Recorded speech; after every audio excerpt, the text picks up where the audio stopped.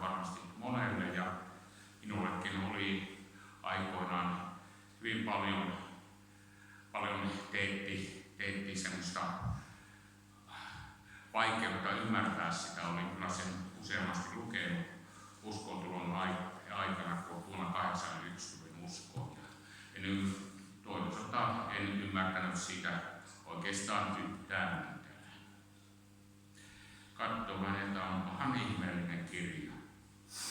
Mutta kuitenkin yritin lukea sitä.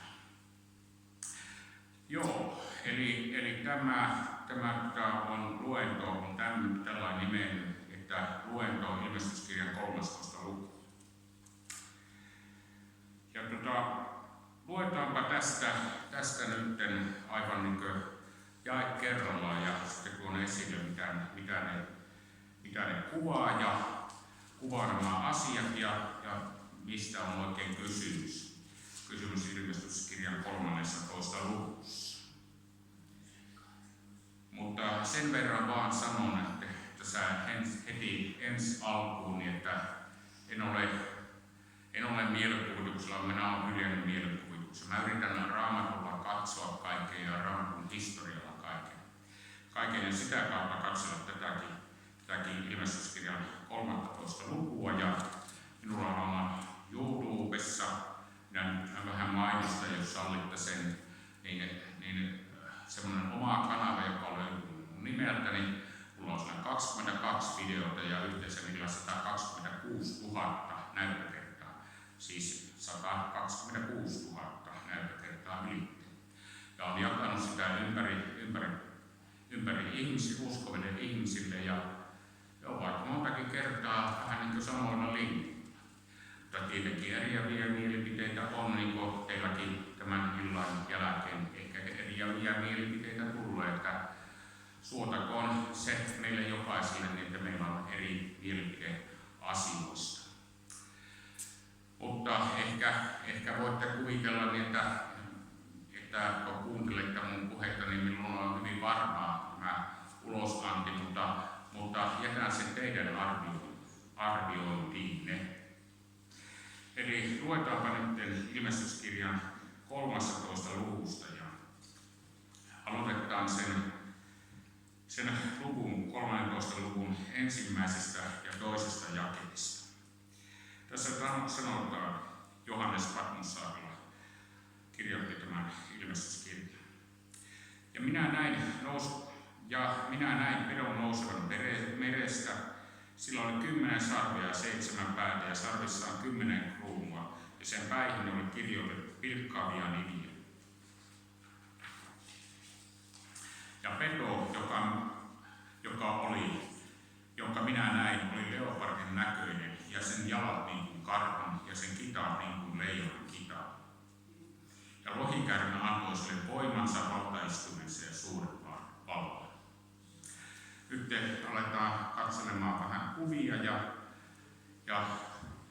ja yritän jonkun tietokoneella käymään ja en ole aina niin tässä paikan päällä, mutta katsokaa sitten kuvia, kun näytän tuosta niin montakin kertaa menee ymmärrykseen hyvin paljon paremmin kuin pelkästään puheen varassa, kun näkee kuvia.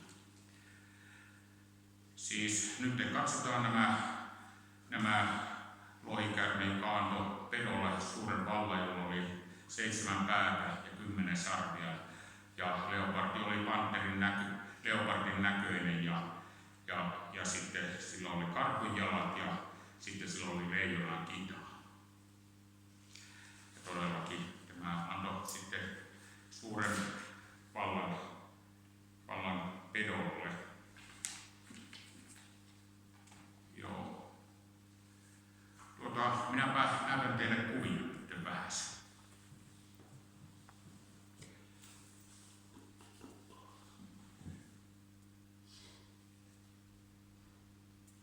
Voit kääntää vaikka tähän kohtaan tämän.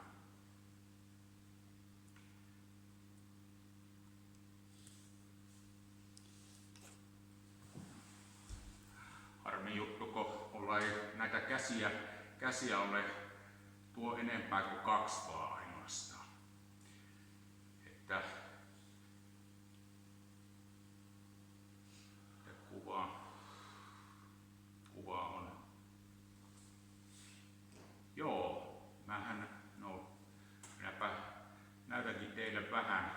vähän nimittäin mulla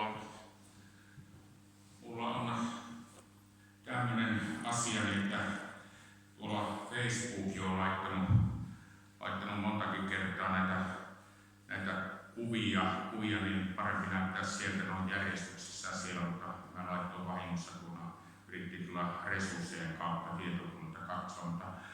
Katsotaanpa tämä minun Facebook-sivulta, nämä kuvat on siinä järjestyksessä, nämäkin eläimet.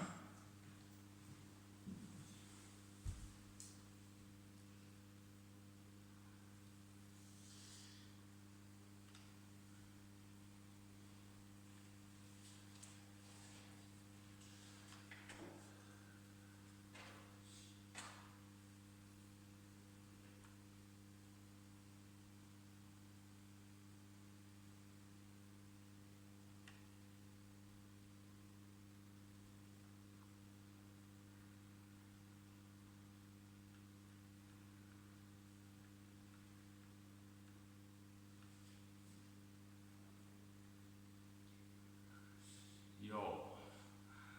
No niin, katsotaanpa leopardia. Sitten jotakin tästä sanon yhteen toista. Vähän käyn tässä läpitse.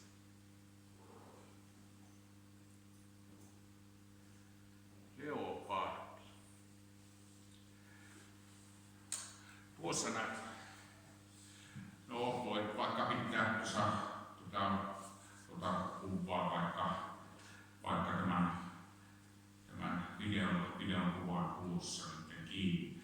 Tuossa näet leopardi. Siis ei leopardi ole mikään eläin, vaan leopardiksi kutsuttiin muinaista Kreikan valtakuntaa. No miksi?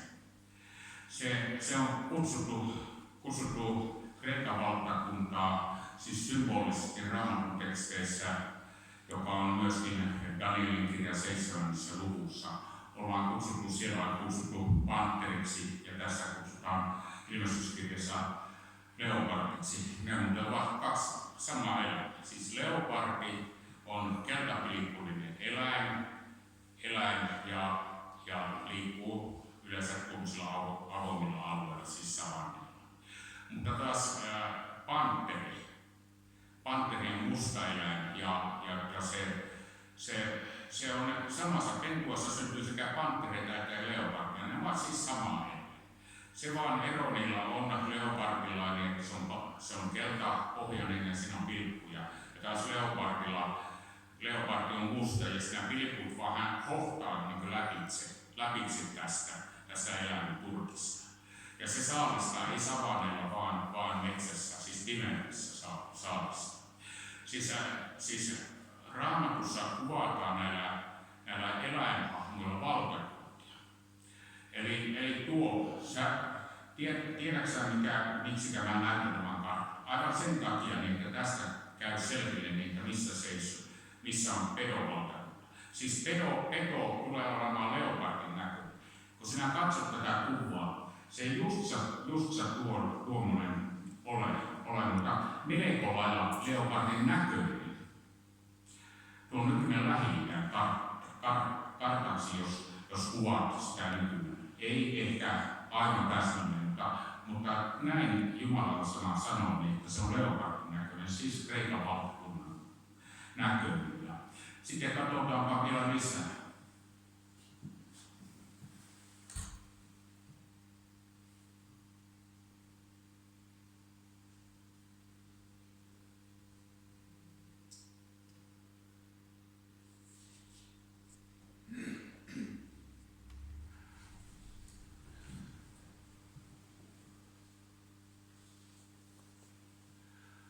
No niin, tuossa näet sitten leijona, eli Babylonian valtakunta. Sillä Babylonian valtakuntaa Raamattu kuvaa Babylonian valtakuntaa siis leijonaksi. Siellä oli munaisessa Babylonian valtakunnan kartassa oli myöskin leijonan kuva Babylonian siis lipussa. En tiedä onko enää nykyään, mutta silloin kun oli saarnalaita, niin se oli leijona siinä kuvassa.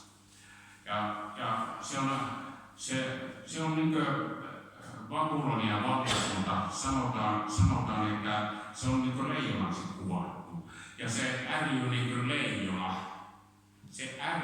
kuin leijona. Mikä sillä tarkoittaa, niin sillä on leijonan kita. No, tuo valtakunta, minkä näet, tuo vaalea valtakunta, sehän vallotti näitä tummia alueita aikoinansa tuo Babylonian valtakunta. Ne tummat on niitä alueita. Mutta tuo vaalea alue on Babylonian valtakunta, muinainen valtakunta, ennen näitä valloitussotia. Ja tiedättekö, mikä se maa nykyään on? Se on Irak, joka leijonan lailla karjuu vihaa ja kuolemaa Amerikalle ja Israelille. Siis ottakaa huomioon tämä, kun kuuntelette nykyuutisia. Se leijonan lailla karjuu vihaa ja kuolemaa Amerikalle ja Israelille. Kaikkialle muille, jotka islamia noudattaa. Ja sitten katsotaan tämä karhu.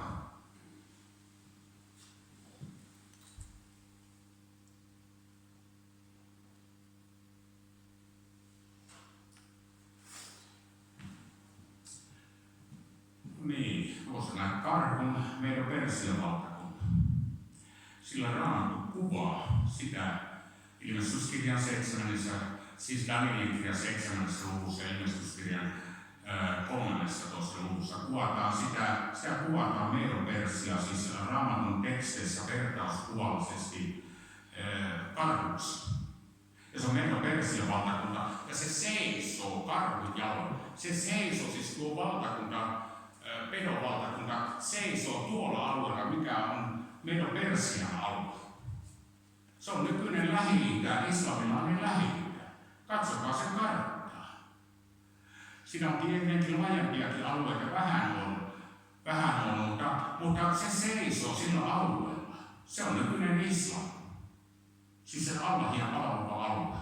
Siis pääalue tietenkin näitä Muhammedteja on ympäri maailmaa, mutta sillä alueella se seisoo.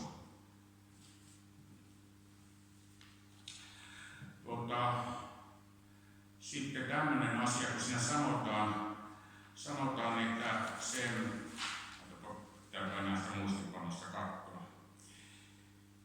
Ja minä edon näin, ja sillä oli 10 sarvea ja 7 päätä.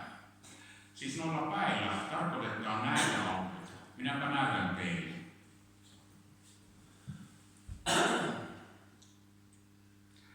Tuo ensimmäinen pää, siis Egyptin alue. Siis muinainen Egypti, ei nykyinen, vaan muinainen Egyptin alue. Niillä päillä kuvataan siis valtakuntia, mitkä muinoin oli. Egyptin alue, se on ensimmäinen. Se toinen oli Assyrian valtakunta, tuon punaisen alueen, niin kuin näet. Niin se on nykyään, se oli tuo alue aikoina, tuo toinen pää. Ja kolmas oli tuo leijonaksi kutsuttu, tuo vaalea alue, oli Babylonian valtakunta. Kolmas pää. Ja sitten oli tuo karhun alue, eli meidän Persian alue oli aikoinansa siellä. Tuo 4. pää. Ja sitten 5. pää on tuo leopardiksi ja panteriksi Danielin kirja 7. luvussa kuvattu Kreikan valtakunta. Se oli siis 5. pää. Ja sitten oli 6. pää oli Rooman valtakunta, joka oli muinoin. Sillä kuvataan siis näitä kartta-alueita, missä muinoin nämä 3 päätä, siis nämä valtakunnat olivat. Ja valtakuntia kuvataan myöskin Raamatun teksteissä vertauskuvallisesti päitä kuvataan valtakuntina ja vuoriakin kuvataan valtakuntina. Sillä muistatte varmasti, että Danielin kirjan 2. luvussa Nebukadnessarin unessa niin tapahtui semmoinen asia, että kivi tuli ja murskasi sen patsaan ja se hajosi, kaikki hajosi siis. No sillä kuvattiin sitä Kristuksen valtakuntaa, jonka hän tulee lopun aikana perustamaan. Ja sitten tuo oli siis 6. valtakunta. Ja sitten tuo 7. valtakunta oli tuo Rooman valtakunnan jälkeen tullut 7. valtakunta, eli pää oli tuo Egyptin alue, muinainen, ei Egyptin, mä vähän sekoan, niin Osmanien valtakunnan alue. Ja nuo eri värit, mitkä tuossa näet, niin sillä tarkoitetaan sitä kuinka eri aikakausina se levisi eri paikkoihin. Tuosta on vuonna 1300 alkanut ja sitten tämä kartta on vuodelta 1683. Mutta mennäänpä tässä eteenpäin sinne, että turhan pitkäsanainen. Ja tuossa näet, että aikoinansa jopa niin valtavalle alueelle se Osmanien valtakunta meni, että nykyinen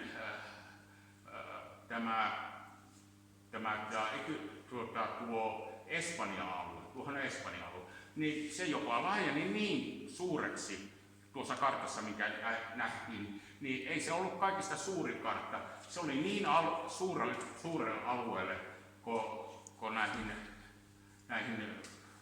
että se levisi aivan Espanjaan asti. Se oli todellakin voimakas alue. Siis nämä 7 valtakuntaa, mä näytän teille pikaisesti uudestaan, että teille vähän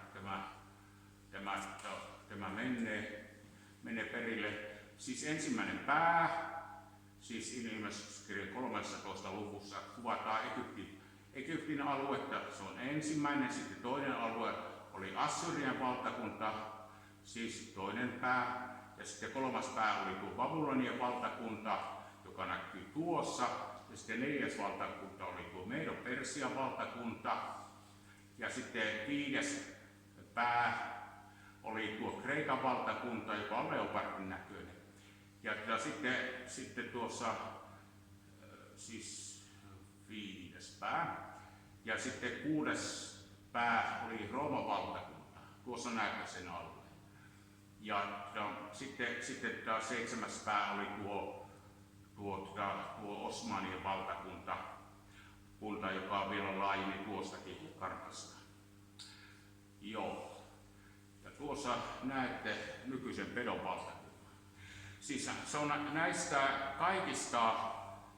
kaikista maan alueista, mitä näissä 7 päässä, siis valtakunnassa oli, niin se koostuu niistä. Se ei ole mikään niistä siis yksin oma, vaan siinä on kaikista niistä valtakunnista osia, siis maa-alueen osia. Ja se on Pedon valtakunta. Ja tuo Pedo on nykyinen Allah, siis henkivalta, siis paholaisen henkivalta, joka vaikuttaa tuolla alueella. Ehkä teitä ihmetyttää, kun katsotte tuota karttaa, niin että miksikä siinä Israel on. No sen takia, koska nämä Allahia palvovat muslimit terrorisoivat myöskin Israelia ja tekevät siellä terroritekoja. Se ei kuulu kylläkään Pedon valtakuntaa, mutta Pedon valtapiirissä sekin maa on. Ja monta kertaa ikävästi kokee sen. Että ehkä tässä onkin parempi olla. Ja sitten tuossa ehkä parempi onkin, että mä tästä vapaasti juttelen, koska nyt muistan, että en sillä ulkomuistista menen. Mutta mennäänpä nyt tuohon vähän muistiin. No vähän, katsotaanpa tämä mun muistiin. Joo, ja nyt tässä. Joo, no nyt tässä näette, että missä Pedo siis valtaistuu, jolle saatana eli siis lohikäärme antaa valtaisia voimassa. Saatana antaa siis valtaisia voimassa ja valtaistumisen. Siis tuossa sanotaan Ilmestyskirjassa kuvataan Pergamon seurakuntaa ja siellä sanotaan, että siellä missä saatana valtaistunut on ja missä hän asuu. Siis saatana valtaistunut tuolla alueella. Ja jos oikein tarkkaan katsot tuota karttaa nyt, niin huomaat, että siellä nämä kaikki 7 Ilmestyskirjan seurakuntaa. Ja siellä on myöskin tämä Pergamon seurakunta, josta sanotaan Raamatussa suoraan, että siellä saatana asuu ja saatanan valtaistuin on siellä. Eli mitä tämä sanoo? Siis hyvin vaarallista on nykypäivänä kaikki, mitä Turkissa tulee. Siellä on todellakin ikäviä asioita ja koko Lähi-idässä, niin kuin moni meistä on katsonut.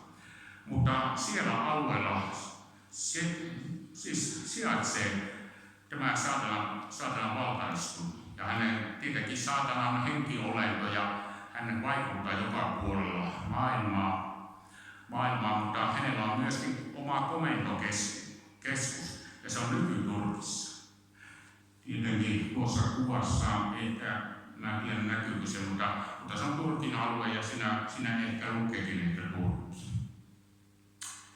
No niin, mennäänpä uudestaan ja jatketaan ja mennään tästä kuvaa kerralla.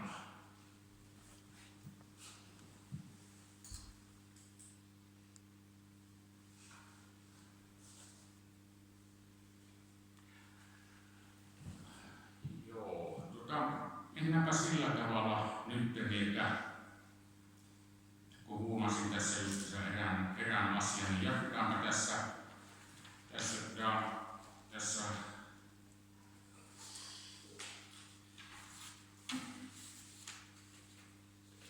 odotapa minnekähän mä laittoin lasinkaan. No onneksi tässä on tuosan toista tässä. Niin tässä niin, että jatketaanpa tällä. Ja minä näin yhden sen päissä olevan niin kuoliaaksi haavoittunut, mutta sen kuolinhaava parantui ja koko maa seurasi ihmetellen petoa. Siis niin, että yksi pää oli saanut kuolinhaavan ja se kuolinhaava parantui ja koko maa seurasi petoa. Mitä se tarkoittaa? Eikö ole ihmeellisesti? En minäkään ennen tätä ymmärtänyt, ennen kuin pyysin häneltä, joka voi opettaa tätä. Ja yksi noista päistä, eli valtakunnista, oli 7. valtakunta. Se oli Osmanien valtakunta, joka sai kuolinhaavan, eli kukistui ensimmäisessä maailmansodassa, joka päättyi 29. lokakuuta 1923 Kemal Atatürkin johdolla. Siis Kemal Atatürk muodosti tämän Turkin nykyisen valtakunnan aikoinansa ensimmäisen maailmansodan jälkeen, ja silloin Osmanien valtakunta kukistui, eli se sai kuolinhaavan silloin. Eli islami sai kuolinhaavan silloin. Mutta sitten sanotaan, että mutta sen kuolinhaava parantui. Ja nythän me just eletään sitä aikaa, ja ollaan jonkun verran aikaa eletty, niin että se parantui. Siis islami nousee uudestaan. Siis voimakkaasti nousee uudestaan. Siis kuolinhaava parantui. Sillä tarkoitetaan tätä islamin uutta nousua. Olette varmasti katsoneet TV:tä itse kukin.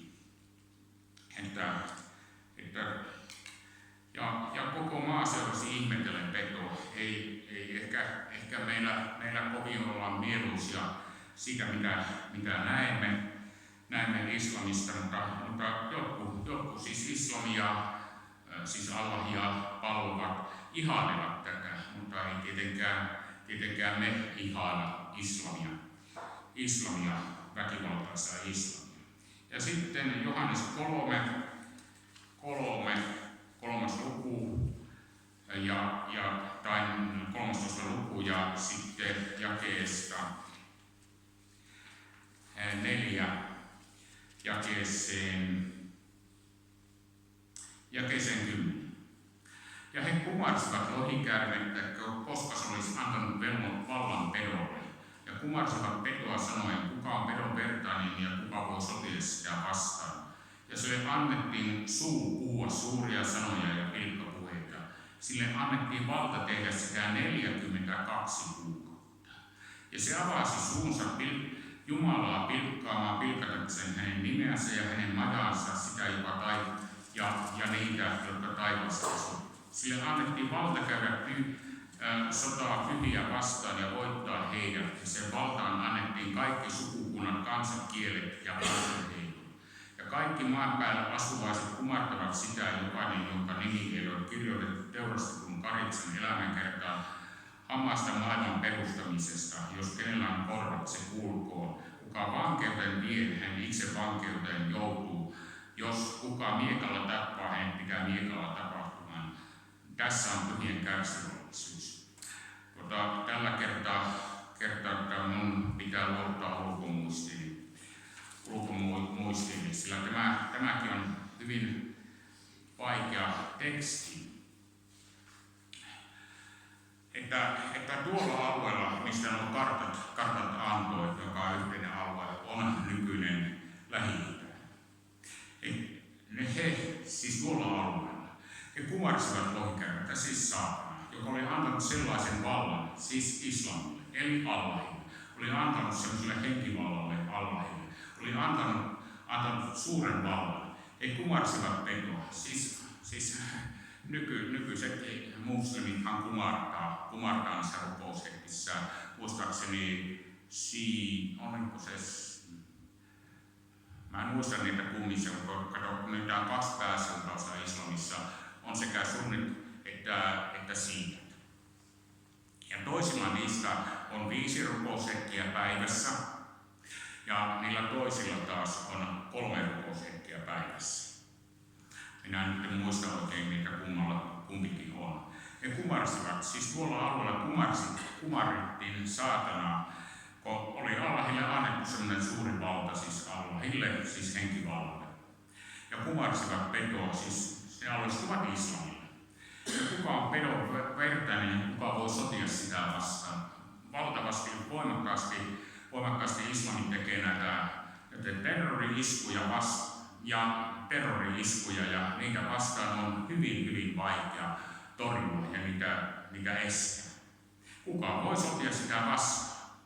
Ja sille annettiin puhua suuria sanoja ja pilkkapuheita ja sille annettiin valta tehdä sitä 42 kuukautta.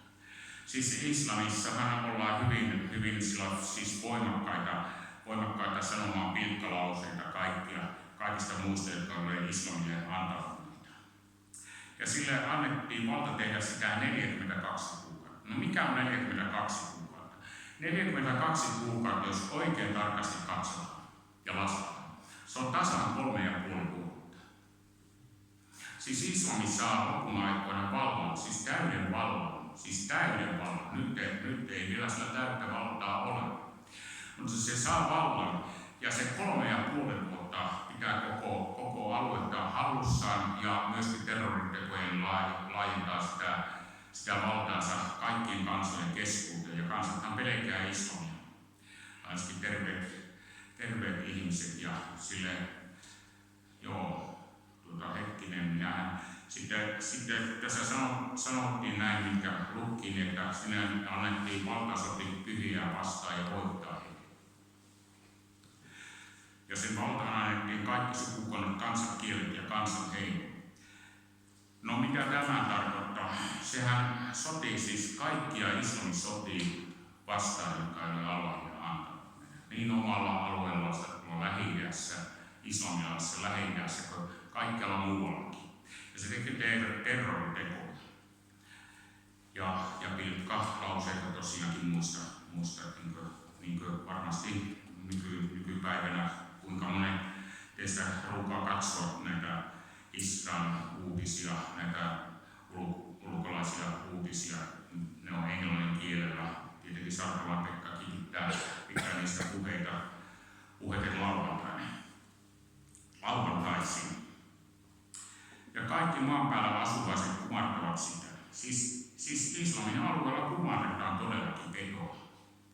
Siis maan päällä, sillä kuvataan sitä aluetta, ei sillä kuvata koko maailmaa. Niin kuin varmasti muistatte sen, että silloin kun koko maailma oli verolle pantava, mikä kuningas silloin tai keisari olikaan tuolla Rooman valtakunnan aikana, niin siinä sanottiin, että koko maa annettiin verolle pantavaksi. Oliko se koko maailma? No ei tietenkään, se oli Rooman valtakunta.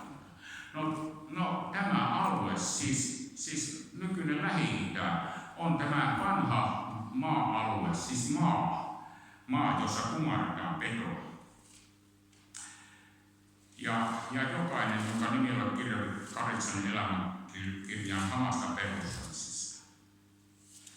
Kenellä on korvat, se kuuluu, joka vankeuden vieheksi välkeyteen loppuu ja sitten puhutaan pyhien kärsivällisyydestä ja uskosta.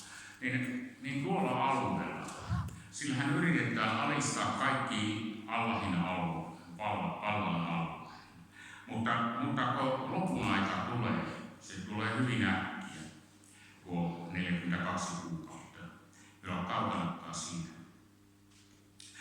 Niin se teurastaa kaikki, siis mä sanon aika voimakkaasti, se tappaa kaikki, jotka eivät alistu Allahille. Ja sitten jatketaanpa, no ehkä jotakin hyppään ylitse 42 kuukautta, että jos siitä tulee joskus myöhemmin tuttua, niin selvennän joitakin asioita tässä. Joo, päätäänpä jonkun verran ohitettua 42 kuukauden, eli 3,5 vuotta, eli 42 kuukautta. Silloin kun Islamissa on täyden vallan alku.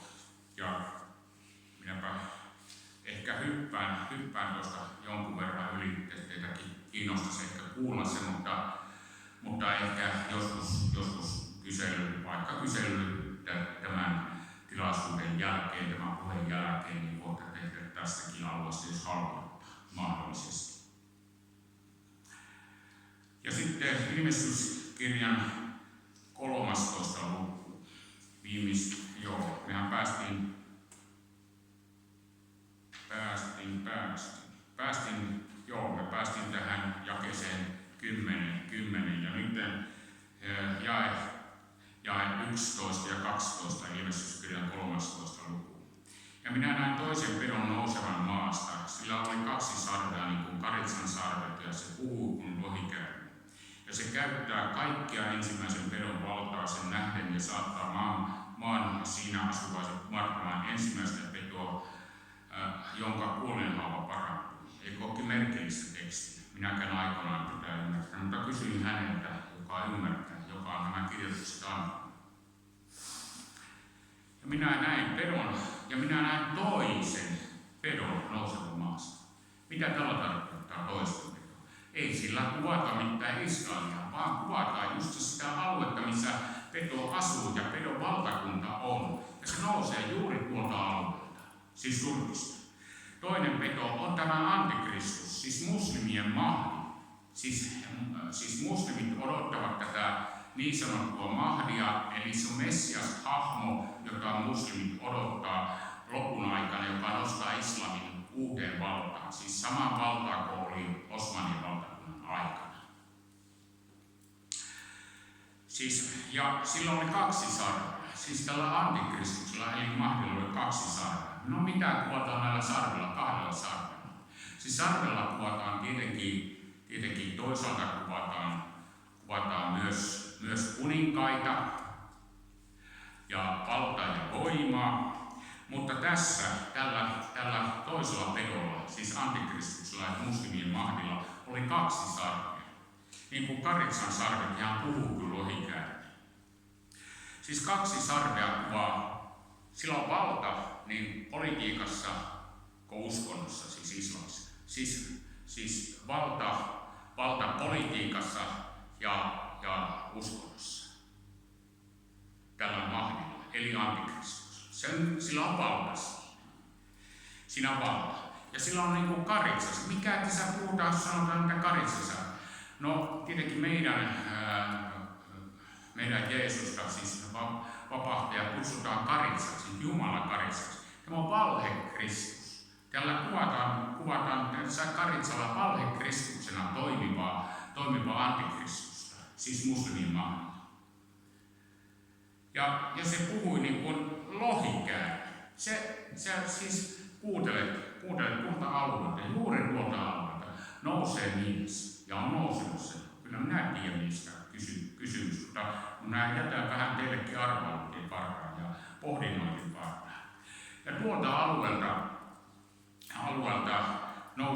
nousee tämä antikristuksiksi kutsuttu.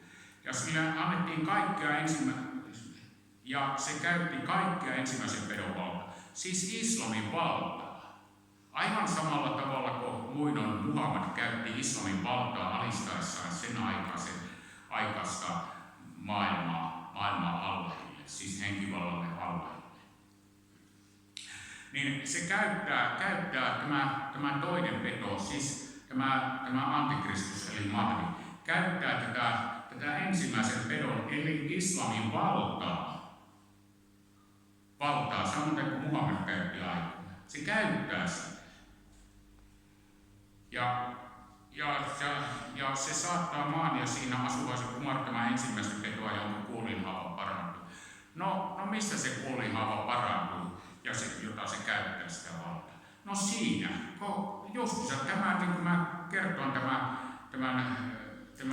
tämän asian, että tämä Osmanien valtakunta sai kuolinhaavan, siis 7. pää sai kuolinhaavan, ja se nousee jälleen.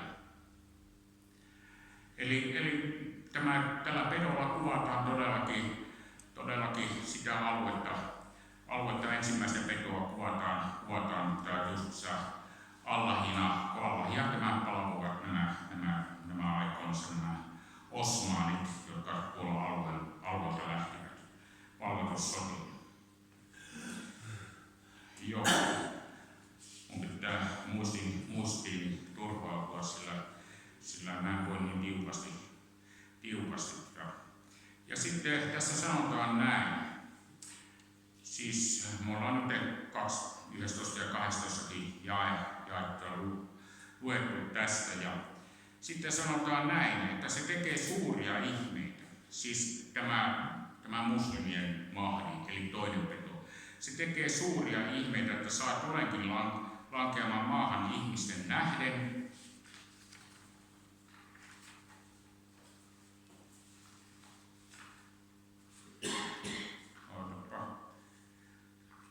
Joo.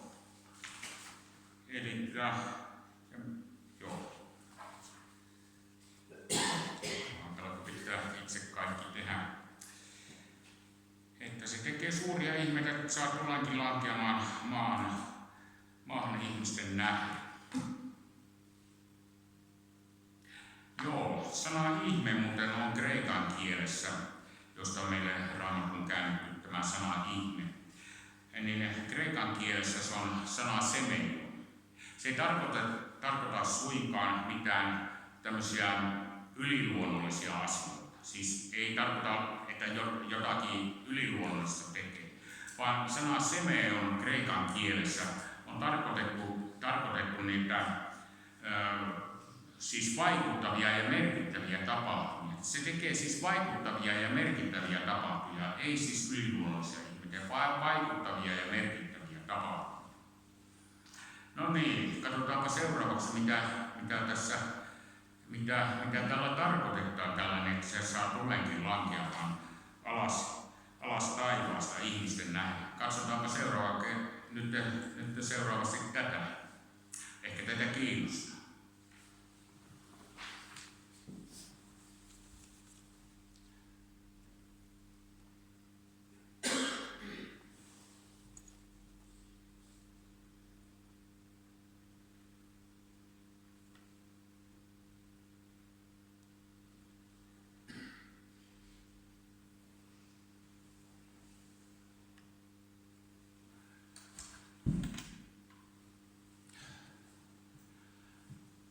Tuossa näkyy. Siinä näkyy, kuinka tuli lankeaa alas taivaasta.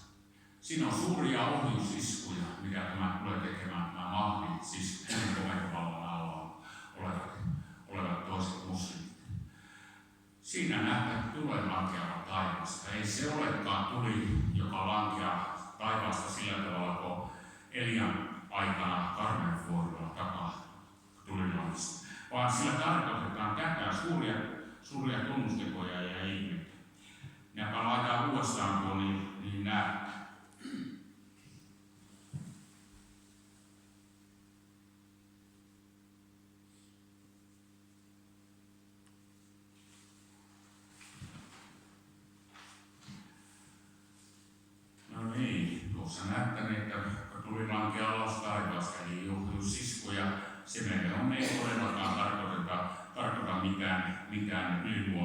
tekoja, vaan merkittäviä tapahtumia, siis merkittäviä tapahtumia.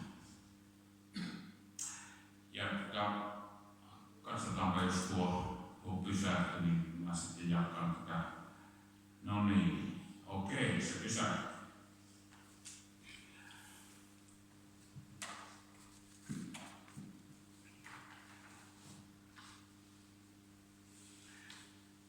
Joo.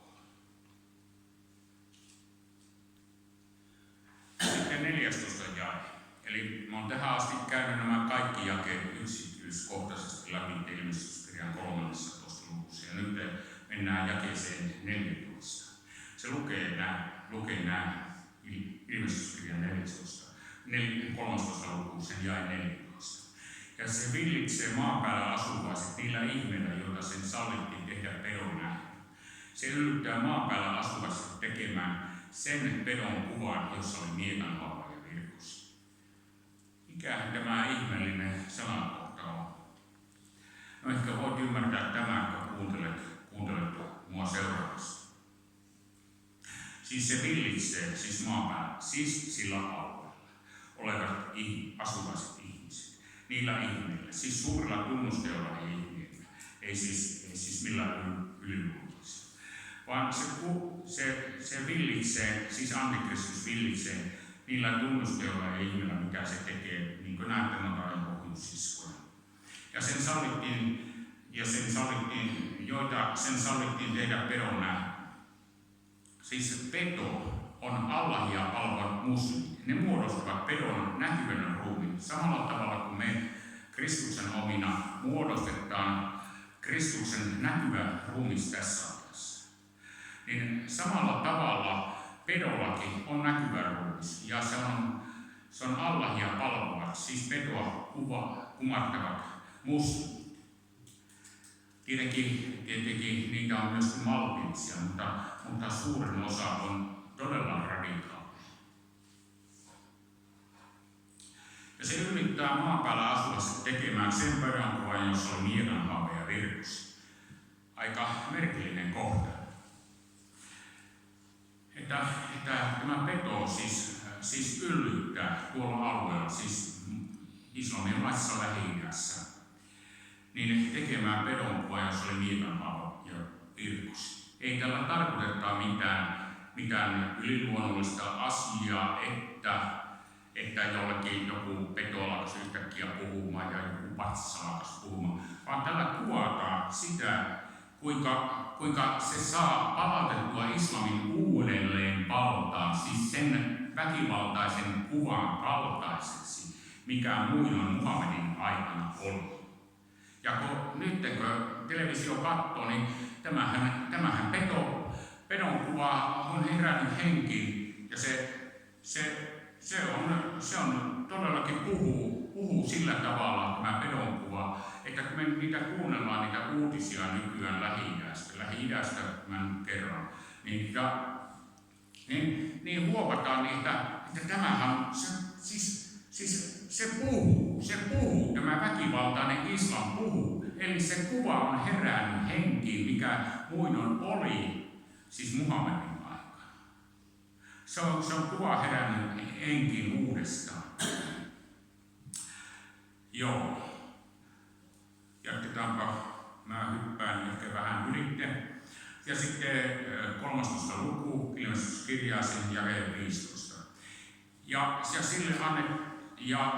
sille annettiin valta antaa pedonkuvalle henki, että pedonkuva puhuisikin, ja saisi aikaan, että ketkä eivät kumartaneet pedonkuvaa, ne tapaittaisiin.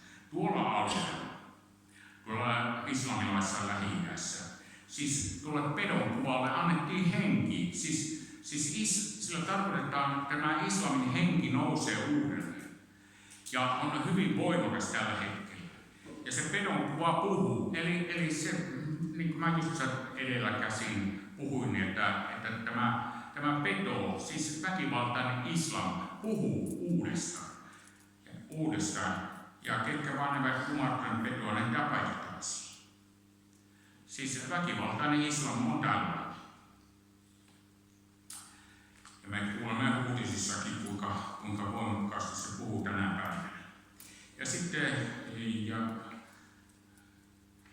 sitten 13. luku ilmestyskirjaa sen jakeesta 16 ja 17 sanoo, että ja se saa kaikki pienet ja suuret, sekä rikkaat että köyhät, sekä vapaat että orjat panemaan merkin oikean käteensä otsaansa, ettei kukaan voisi ostaa eikä myydä kuin se, jolla on merkki, pedon nimi tai sen nimen luku.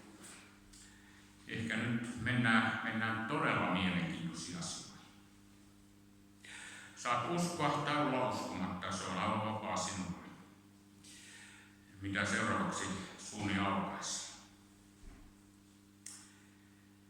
Eli tuo Antikristus saa pienet ja suuret, siis nuoret ja vanhat, ja köyhät ja varakkaat panemaan merkin oikean käteensä ja otsaansa. Mikä ihme tällä on? Siis tarkoitanko minä sitä, että minä sen teille kohta selvä.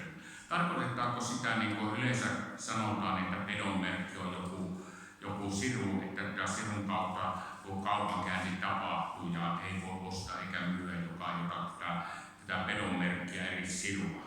Se ei ole muuten näin. Se ei ole näin. No mitä sana sanoo tästä?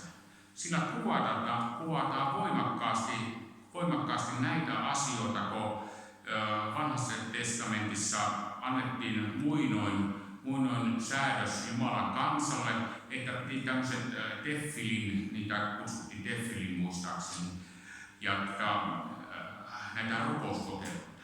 Se laitettiin tähän otsaan.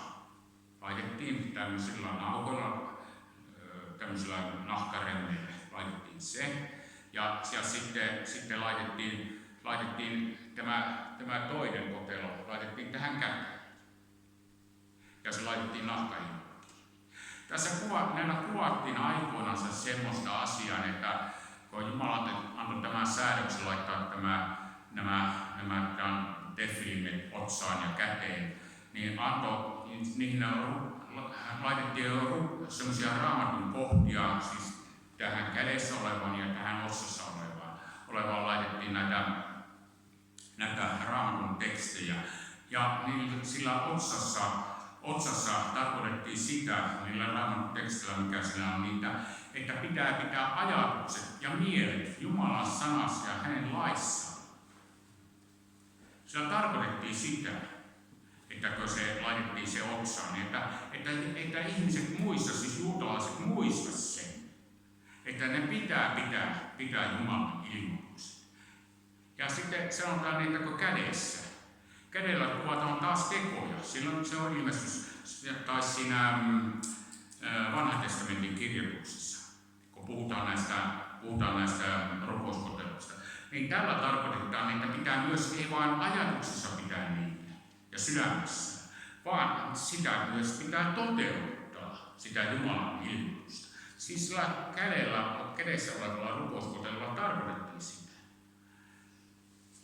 No niin, mitä se tarkoittaa taas niitä pedonmerkki oikeassa kädessä ja otsassa ja oikeassa kädessä? Ehkä ihmettelet tätä. Mistä nyt on kysymys? Siis petoa, eli Allahia palvelevat muslimit, jotka lukevat Korania. Minullakin itsellä on sen, että mä muutenkin vähän suutuksissani etti sen pois aikoinansa, vaikka en ollut islamista, niin mielellään kuunnellut, mutta mä en tykännyt pitää sitä omassa kotona. Niin katsoin nämä petoa, siis niillä on merkki, se ei ole näkyvä merkki, eikä ole mikään mikrosivu, sinä saat olla tietenkin omaa mieltä. Totta kai, meillä jokaisella on oma ajatuksensa. Ja sillä kuvataan sitä, että muslimit, jotka Koranin kouluissa opettaa hyvin voimakkaasti, niin että pitää se sanoma, minkä väkivaltainen islam on antanut profeettansa Muhammedin kautta. Ja sitten semmoinen asia, että Siis sillä tarkoitetaan sillä pedon merkillä otsassa, että pitää se opetus, mikä Koranin kautta tulee, se pitää mielessä. Ja okei, sitten puhutaan, että sillä pedon kuvan merkki on oikeassa kädessä. No mitä sillä tarkoittaa? No sillä tarkoittaa juuri tekoja, mitä ne tekevät nämä muslimit. Eli väkivaltaa, terroritekoja tekevät. Ja miksi nämä sanotaan niitä oikeassa kädessä? Miksi ei sanotaan niitä vasemmassa kädessä, niin kuin juutalaiset pitivät vasemmassa kädessä niitä rukousohjelmaa? Tietenkin on siis luonnollista niin, että suurin osa ihmisistä on oikeakätisiä ja ne solmivat kaikkia ja tekevät oikealla kädellä. Siksi se on käytännöllisen vuoksi laitettu vasemmalla kädellä. Mutta miksi se on oikeassa kädessä? No siksi, koska oikea puoli juuri on vallankäytön puoli. Aivan niin kuin meidän Herramme Jeesus Kristus on nyt Isän oikealla puolella, käyttää hänen sitä valtaa, mikä hänellä on tänäkin päivänä. Siis nykyinen siis oikea käsi on vallankäytön paikka. Ja se käyttää tätä valtaansa näissä terroriteoissa, jotka Muhammad on opettanut omassa Koranissaankin. Tietenkin jos on maltillista, mutta islami on siitä vaarallinen uskonto, koska jos ei puhu tämmöisestä rauhasta, niin sillä on aivan eri ajatus kuin meillä siis rauhasta. Sinne tarkoitetaan sitä, että silloin on rauha. Kaikki ovat islamin, siis Allahin vallan alla. Silloin on rauha. Ei sillä tarkoiteta samaa kuin me täällä ymmärretään rauhaa. Ei sillä ole samaa. Islamissa tarkoitetaan rauhalla sitä, että sitten kun kaikki on alistunut alle. Näin on asia. Ja tosiaankin tämmöinen tapahtuu, että kukaan ei voi ostaa eikä myydä, jolla on se merkki. Se ei ole siis näkyvä tai mikrosivu. Sinä saat olla tietenkin omaa mieltä. Vaan se tarkoittaa, että ei voi ostaa tuolla pedon valtakunnan alueella, ei voi kaupankäyntiä suorittaa, jos ei ole alistunut Allahille. Jos ei ole alistunut Allahille, siis pedolta. Ja sitten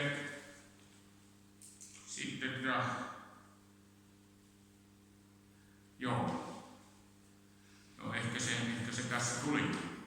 Mutta sitten käydään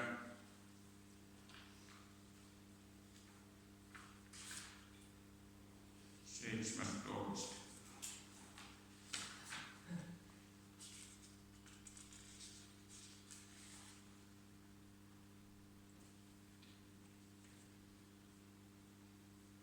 Joo, no niin, päätäänpä jonkun verran ylittäneet, että kovin pitkästi menisi enää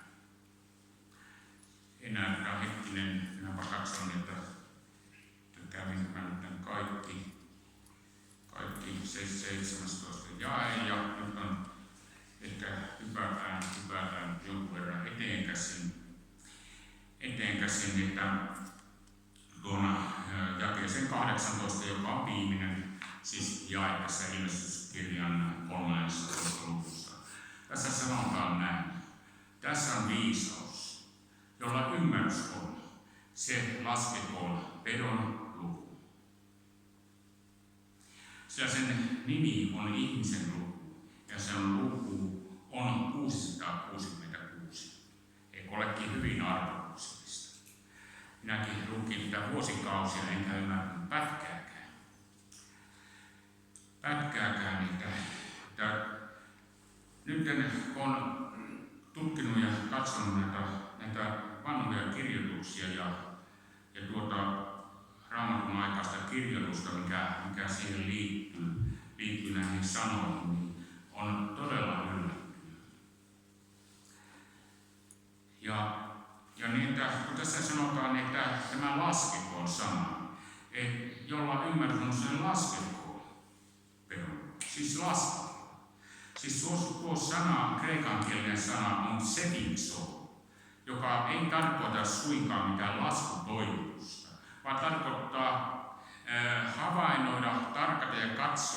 katsoa asioita. Siis ei mitään laskutoimitusta.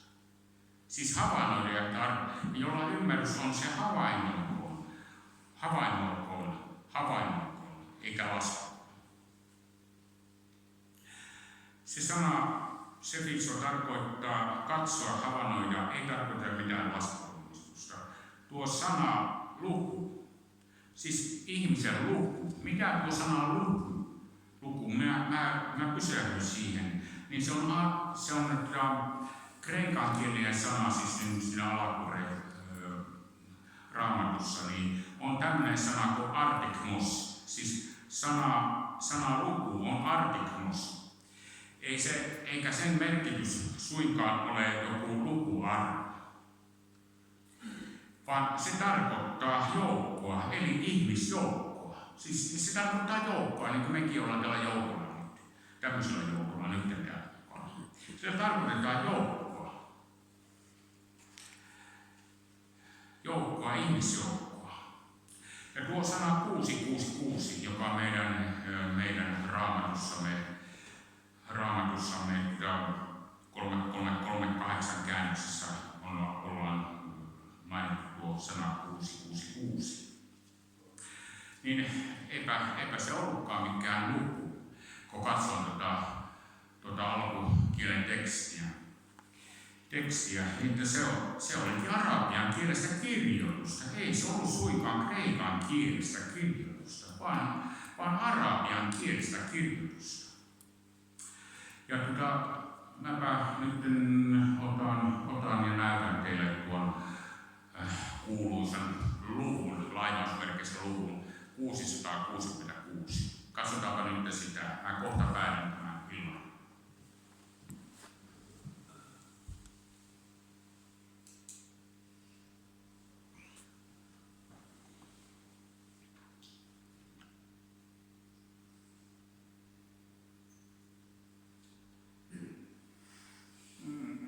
Ootapa hetkinen. Mitenkäs tästä nyt oikein mennään? Mitenkäs tästä oikein mennään? Mäkin on vähän ihmeessäni joskus näiden tekniikan pempeleiden kanssa. Tästä pannaan sitä rastia siellä ylhäällä, siellä vasemmassa reunassa. Joo. Toisessa vasemmassa. Sen videon reunassa. Alemmas. Tämäkö? Eikä alemmas. Videon reunassa siinä... F:n vieressä. Vasemmalla. Ja ylös. Sieltä ylös. Siitä ylös. Facebookin vieressä. Se sininen ympyrä. Siitä. Alemmas. Tai siitä. Joo. Sekin. Minä olen vähän niin kuin, no sanotaan, että vähän onneton näissä,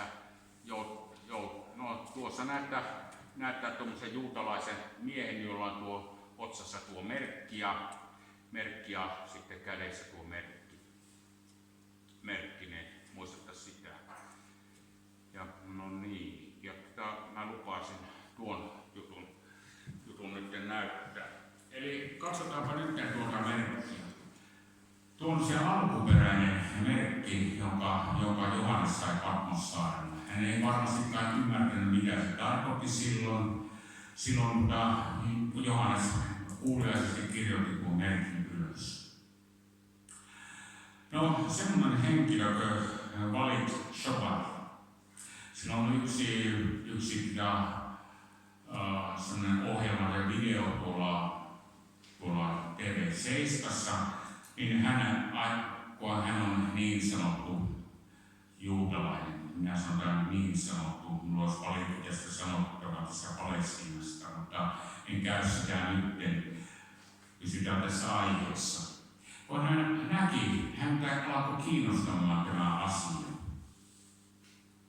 asia, niin hän näki tämän alkuperäisen kirjoituksen, siis ei vaan kopion, silloinhan ei ollut paikkoneita, niitä vaan jäljennettiin niitä kirjoituksia ja sitten aikoinaan meni vanhaksi, niin jäljennettiin.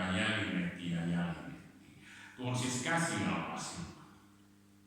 Ja tuo kreikkalaiset aikoinaan, josta on meidän monelle kielelle kirjoitettu nämä asiat niin yrittivät antaa sille oman merkityksensä tuolle merkille, siis kreikan kielellä, yrittivät antaa sille, ja ne ovat siihen tuloksen, että ne tarkoittavat, tuo ensimmäinen ruksimerkki tarkoittaa 600, ja sitten tuo keskimmäinen merkki tuossa noin tarkoittaa 60, ja sitten tuo kolmas merkki, tuommoinen vähän erikoinen merkki, tarkoittaa 6, numero 6. Ja ne tällä tavalla ovat kääntäneet sitten, ei se tahallisesti ole tehty, vaan samalla käännetty tästä meidän raamattuihin näin. Ja sitten kun tämä Valitsova-niminen mies, joka oli niin sanottu palestiinalainen, kääntyi kristityksi, niin hänellä oli suuri kiinnostus tätä raamatun tekstiä kohtaan, ja hän löysi tämän vanhan jäljennöksen tästä merkistä, joka on säilytetty siis Vatikaanin kirjastossa, siis vanhoja kirjoituksia pidetään siellä julki. Ja se näki, että eihän kuulekaan kreikan kieltä, vaan se arabian kieltä. No mikä tuo ensimmäinen merkki on? Tuo ruksin merkki on. Sillä tarkoitetaan juuri sitä, niin kuin nykyisessä islamissa on. Näitä 2 ristikkäin olevaa miekkaa, nämä kahvat menneet tuolla tavalla. Sillä tarkoitetaan pyhää sotaa, siis jihadia, siis pyhää sotaa. No mikä on tuo keskimmäinen merkki, tuo pystyssä oleva merkki, tuo ruksimerkin jälkeen? Niin sillä ja sitten tuo viiva, sitten tuo keskimmäisen merkin päällä. Sillä tarkoitetaan siis arabian kielellä alusta.